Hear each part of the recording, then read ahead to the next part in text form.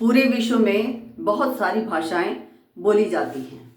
अकेले भारत में ही 121 भाषाएं बोली जाती हैं और बोलियां तो बहुत ज़्यादा हैं।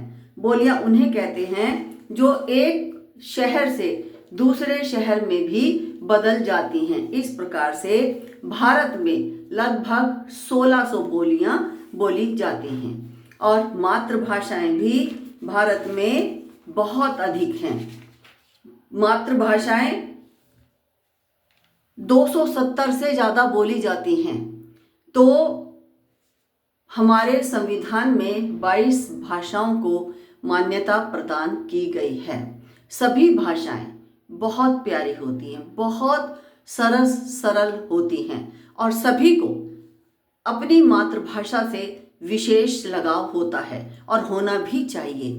क्यों? क्योंकि मातृभाषा में हम अपनी बात को दूसरों को शीघ्रता से समझा पाते हैं और दूसरे की बात को भी हम अपनी मातृभाषा में जल्दी से समझ लेते हैं। तो इसलिए मातृभाषा तो सबसे बड़ी है, लेकिन एक भाषा ऐसी होनी चाहिए जो हम आपस में संवाद सभी से स्थापित कर सकें। अर्थात हम भारत के किसी भी राज्य में जाएं, किसी भी शहर में जाएं, तो हम अपनी बात समझा सकें और उनकी बात समझ सकें। जैसे कि एक इंटरनेशनल भाषा मानते हैं कि अंग्रेजी है, कहीं भी चले जाओ तो वहाँ पर उनके अपने देश की भाषा बोली जाएगी और साथ में अंग्रेजी भी बोली जाएगी। इसी प्रकार से भारत में अनेक राज्य हैं, सभी राज्यों की अपनी अपनी अलग मातृभाषाएं हैं, सब बहुत प्यारी हैं, सभी उसे जानते हैं, लेकिन हर व्यक्ति उनकी मातृभाषा को नहीं जानता।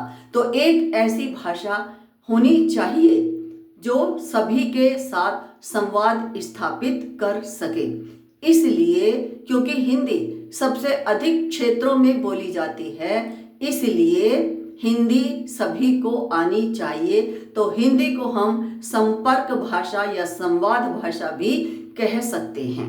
सबसे पहले किसी भी भाषा को सीखने के लिए, समझने के लिए उसके 4 कदम होते हैं। सबसे पहले होता है बोलना। जैसे कि छोटा बच्चा जब घर में पैदा होता है, 2-2.5 साल का हो जाता है, तो वो अपने माता पिता से भाषा सीख कर बोलने लगता है और अपनी बात भी थोड़े दिनों बाद अपनी बात भी समझाने लगता है। तो एक तो हो गया बोलना, दूसरा हो गया समझाना, तीसरा हो गया उस भाषा को लिखना, जैसा हम बोलते हैं वैसा ही लिखना, और चौथा हो गया जैसा हम लिखते हैं वैसा ही पढ़ना, सुनकर वैसा ही लिखे हम जैसा कि हमने उसको सुना है। तो हर भाषा के 4 कदम होते हैं और जब 4 कदम हो जाते हैं तो भाषा हम बोल भी सकते हैं, पढ़ भी सकते हैं, सुन भी सकते हैं और लिख भी सकते हैं। प्रत्येक भाषा की अपनी एक लिपि होती है, उसकी वर्णमाला होती है। हिंदी के शब्दों को जिनसे ये प्रारंभ होती है उसको वर्णमाला कहते हैं, जैसे कि इंग्लिश में अल्फाबेट कहते हैं। तो मैं हिंदी और इंग्लिश को मिक्स करके सिखाना चाहती हूँ, जिससे कि इंग्लिश बोलने वाले भी हिंदी सीख जाएं और हिंदी बोलने वाले इंग्लिश भी सीख जाएं। आज हमारे भारत में भी इंग्लिश मीडियम स्कूलों में ज़्यादा इंग्लिश पर ध्यान देने के कारण हिंदी में कम ध्यान दिया जा रहा है, इसलिए बच्चे हिंदी में बहुत अधिक कमज़ोर हैं। तो उन बच्चों के लिए भी मैं हिंदी सिखा रही हूँ और बिल्कुल निःशुल्क, कोई इसकी फीस नहीं है। वो बच्चे सीखें और बातों को हिंदी और इंग्लिश दोनों में समान रूप से समझ सकें। तो आओ हम सीखते हैं हिंदी की वर्णमाला। Let us start to learn varnamala of Hindi language.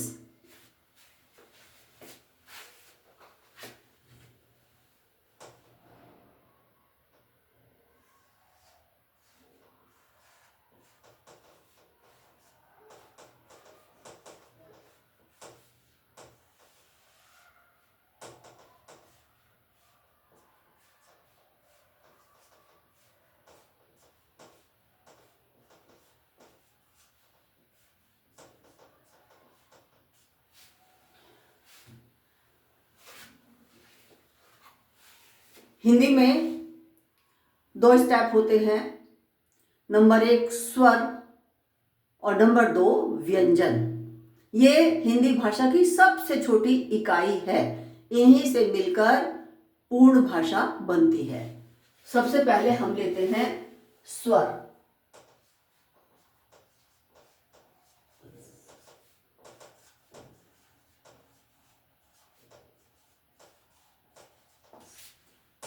ए,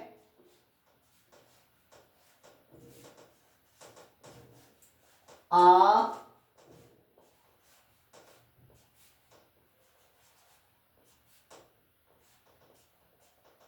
ई या छोटी ई।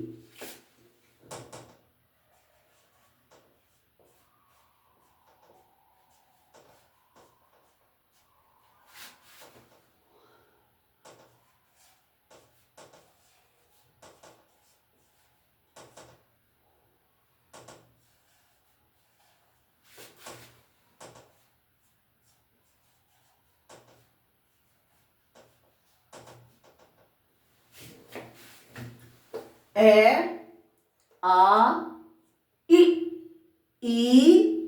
उ, री।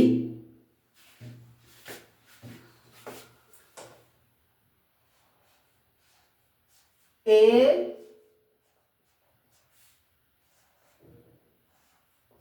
आई, ओ,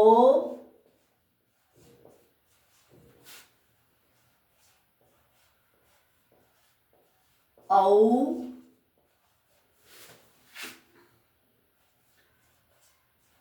अंग,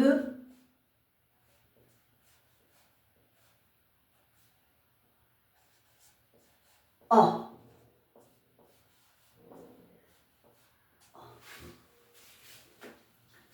ए, आई, ओ, औ, अंग, अ। ये आपके स्वर हैं।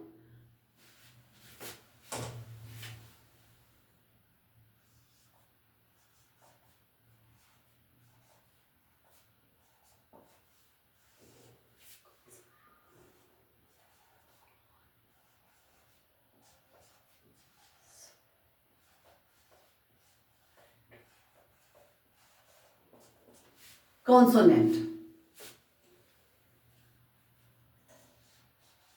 क,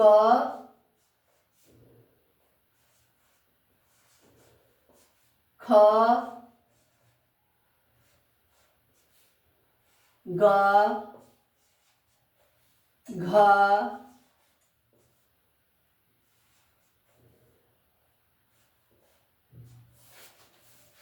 य।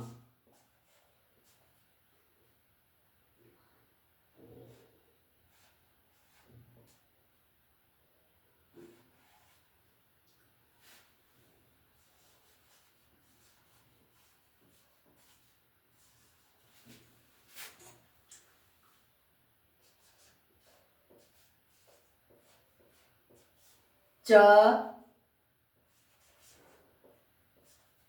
छ,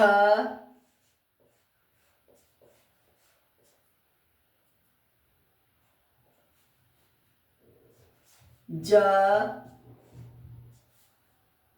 झ,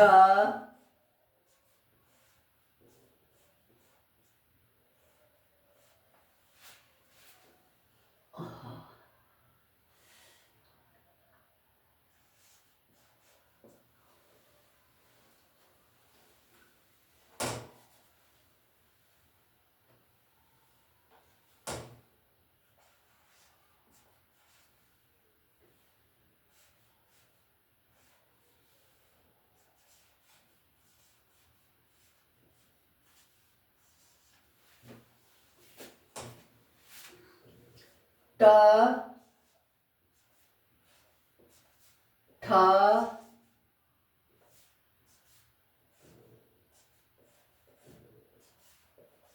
ड, ढ,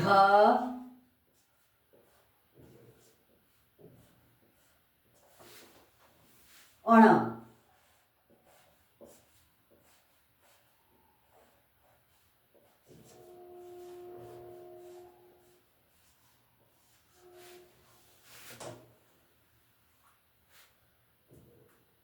त, थ,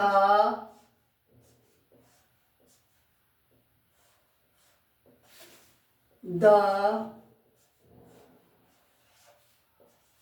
ध, न।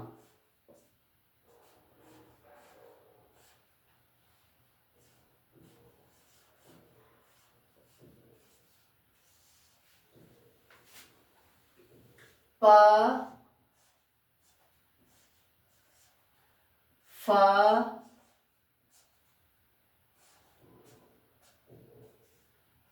ब, भ,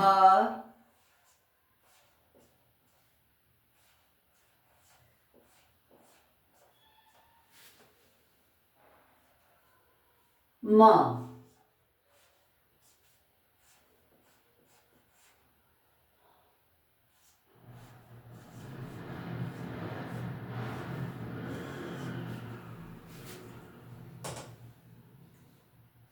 य,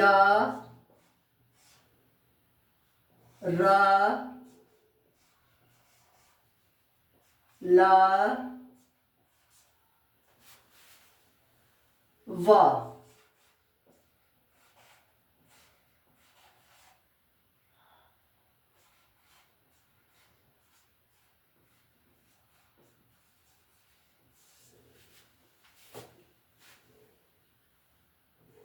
श, स,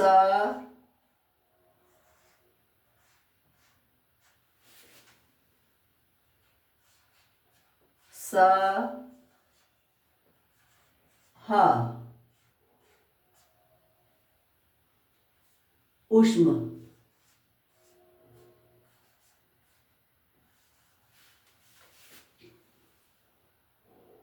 अक्ष,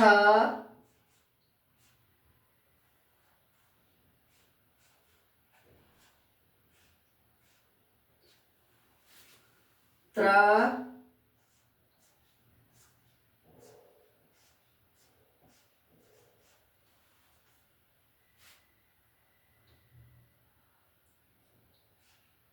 ज्ञ,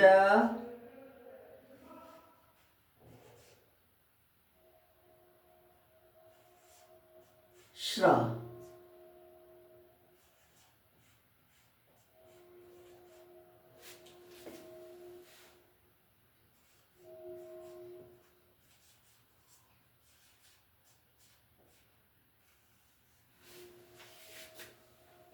ये पूर्ण वर्णमाला है। ए, आ, ई, उ, ऋ। ए, ऐ, ओ, औ, अं, अ। क, ख, ग, घ, ङ। च, छ, ज, झ, ञ। ट, ठ, ड, ढ, ण। त, थ, द, ध, न। प, फ, ब, भ, म। य, र, ल, व। श, से, है। अक्षय, त्र, ज्ञ, श्र। इनको हमने लिखा है कवर्ग में। आप अपने मुंह से बोल के देखिए। ये मुंह के एक ही हिस्से से बोले जाएंगे। जैसे बोला क। इसमें जीभ न दांतों से लग रही है, न होठों से लग रही है। क, ख, ग, घ, ण एक स्थान से बोले गए हैं, इसलिए इन्हें एक ही श्रेणी में रखते हैं, कवर्ग। अब बोलिए चा। चा, चा। ये जीभ हमारी दांतों से नहीं लग रही, जो दांतों का ऊपरी हिस्सा है, चा, वहां से स्पर्श कर रही है। सारे शब्द ऐसे ही बोले जाएंगे, सारे वर्ण वहीं से बोले जाएंगे। च, छ, ज, छ, य। अब ट बोलिए। ट, ट, ट। थोड़ा सा जीभ और नीचे आ गई है। ट, ठ, ड, ढ, ण। अब त, जीभ और नीचे आ गई है, दांतों से लग रही है। त, थ, द, ध, न। अब हम प, होठों से बोले जाएंगे संपूर्ण वर्ण। प, फ, ब, भ, म। और ये अंतस्थ, या, रा, ला, वा। और ये श उष्म, थोड़ी सी गर्मी पैदा हो जाती है, इसलिए उष्म कहते हैं। श, श, स, है। ये हमारे संयुक्त वर्ण हैं। दो वर्ण मिलकर एक बना है अक्षय, त्रय, ज्ञ और श्रय। ये आपकी वर्णमाला है। इन्हीं वर्णमाला से सारे शब्द बनते हैं। और तो आज का पाठ यहीं पर समाप्त होता है। यह है हमारी प्रारंभिक स्थिति। आप इसको पुनः पुनः पढ़कर याद कर सकते हैं, सीख सकते हैं। धन्यवाद।